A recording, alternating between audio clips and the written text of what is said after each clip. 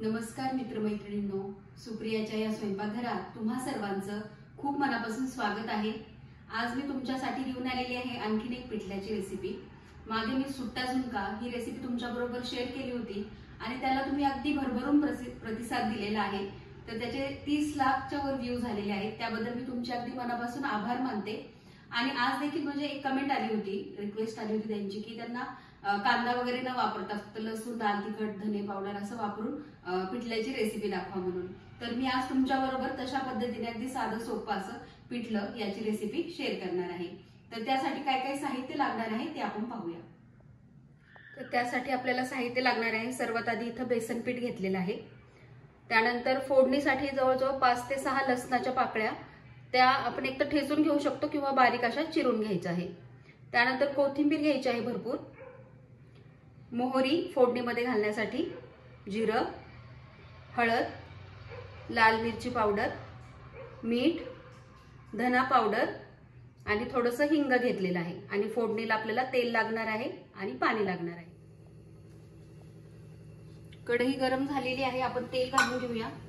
आता पिठलं करण्यासाठी कसं तुम्ही आता तेल तुमच्या यानुसार वापरू शकता, पण थोडंसं पिठल्याला तेल जरा जास्त असेल तर पिठल्याची चव छान लागते।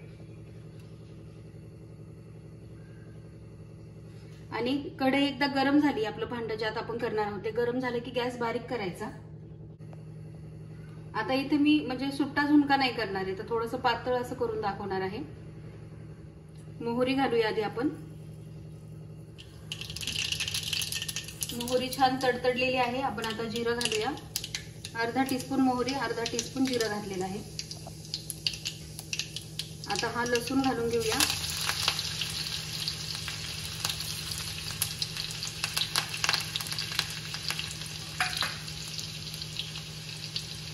हिंग घालूया।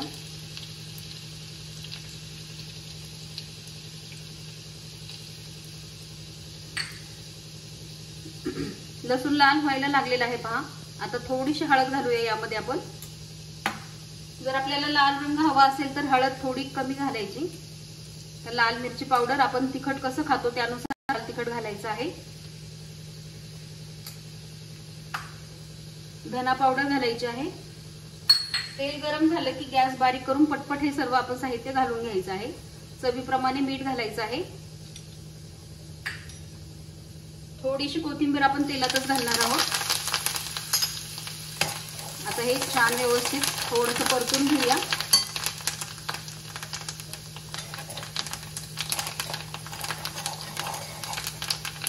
मसाला आपल्याला जळू द्यायचा नाहीये, याची काळजी घ्यायची। जर तुम्हाला वाटलं की तेल खूपच गरम झालंय तर तुम्ही गॅस बंद करू शकता थोडासा। हे पहा, छान असं आपलं हे जे काही मसाला आपण यामध्ये तेलात घातलेला आहे, लाल तिखट, हळद, धने पावडर, लसूण, हे सर्व छान परतून झालेलं आहे। आता या वेळेला जर तुम्हाला म्हणजे काही वेळेला कसं की हाटून आपल्याला करता येत नाही, तर त्यावेळेला इथे तुम्हाला लागते त्या अंदाजानुसार बेसन पीठ घालून भाजून त्यात पाणी घालू शकता। पण मी आज हाटून तुम्हाला करून दाखवणार आहे, तर आता आपण यामध्ये पाणी घालून घेऊया। आता हे मी जवळजवळ 4 ते 5 व्यक्तींसाठी पिठलं करत आहे, तर त्या अंदाजानुसार आपल्याला यामध्ये पाणी घालायचं आहे। तर आता 5 जणांसाठी तर निदान 5 वाट्या तरी असं पाणी आपण यामध्ये घालायचं आहे। तर या पाण्याला आपण उकळी येऊ देऊया। तर हे पहा, पाण्याला छान उकळी आलेली आहे। यामध्ये मी 2 ग्लास पाणी घातलेलं आहे आणि अर्धा मिनिट तरी आपल्याला हे पाणी छान व्यवस्थित उकळू द्यायचं आहे। आणि यानंतर आपल्याला काय करायचं, गॅस बंद करायचा। त्यामुळे काय होतं की आपण जेव्हा बेसन पीठ यामध्ये मिक्स करतो तर त्याच्या गाठी जास्त होत नाही। आता आपण हळूहळू बेसन पीठ यामध्ये घालायचं आहे, थोडं थोडं करून। असं थोडं थोडं पीठ टाकायचं आणि चमच्याने हलवायचं। जर उकळत्या पिठातच तुम्ही घातलं तर गाठी जास्त होतात बेसन पिठाच्या।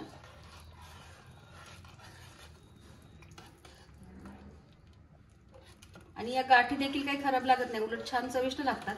पण त्या फोडायला मग नंतर वेळ लागतो, थोड्याशा म्हणजे जास्त होतात जर उकळत्या पाण्यात आपण केलं तर। त्यामुळे गॅस बंद करायचा आणि पीठ छान व्यवस्थित असं हाटून घ्यायचं।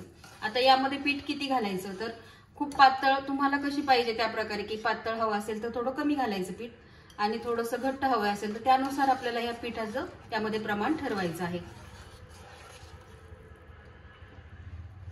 आणि ज्या वेळेला पाण्याला उकळी येते त्यावेळेला तुम्ही टेस्ट करून पाहू शकता. जर त्यामध्ये तिखट मीठ कमी वाटत असेल तर त्यावेळेला तुम्ही ते घालायचं आहे. हे पहा, या गाठी थोड्याशा अशा फोडून घ्यायच्या.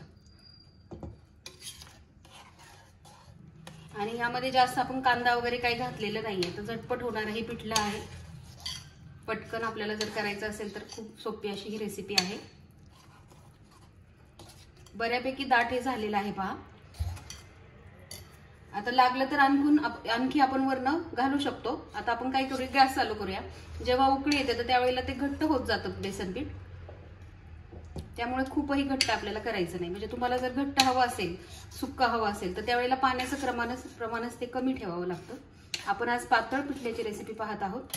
आता मी गॅस चालू करते.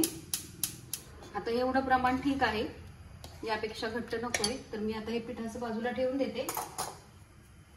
आता याला आपण छान उकळी येऊ देऊया. असं थोडंसं हलवत राहायचं आहे. खूप मोठी गाठ वाटत असेल तर अशी आपण चमच्याच्या साहाय्याने फोडू शकतो. तर बाकीची कोथिंबीर आपण घालून घेऊया. कोथिंबीरीमुळे पिठल्याला छान अशी चव येते, त्यामुळे कोथिंबीर भरपूर घालायची.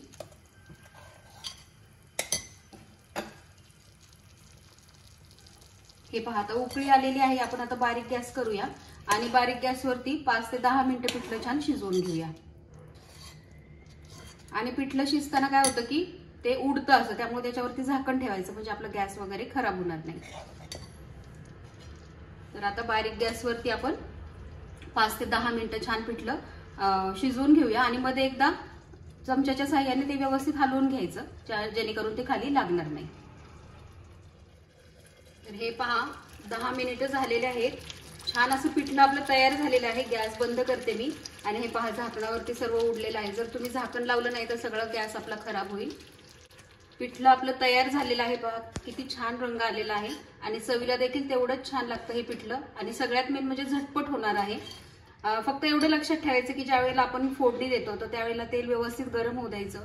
जिरं मोहरी छान तडतडू द्यायचं. आणि लसूण जो घातलेला आहे तर तो असा पांढरा ठेवायचा नाही, छान गुलाबीसर रंग त्याला येऊ द्यायचा. त्यामुळे काय होतं की पिठलं आपलं खमंग असं लागतं.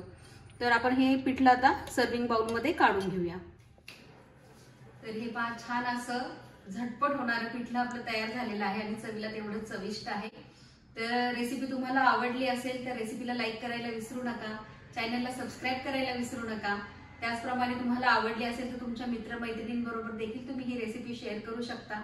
सगळ्यात महत्त्वाचं म्हणजे तुम्हाला रेसिपी कशा वाटतात ते नक्की कमेंट्सद्वारे कळवा, कारण त्यामुळे आणखीन प्रोत्साहन वाढतं.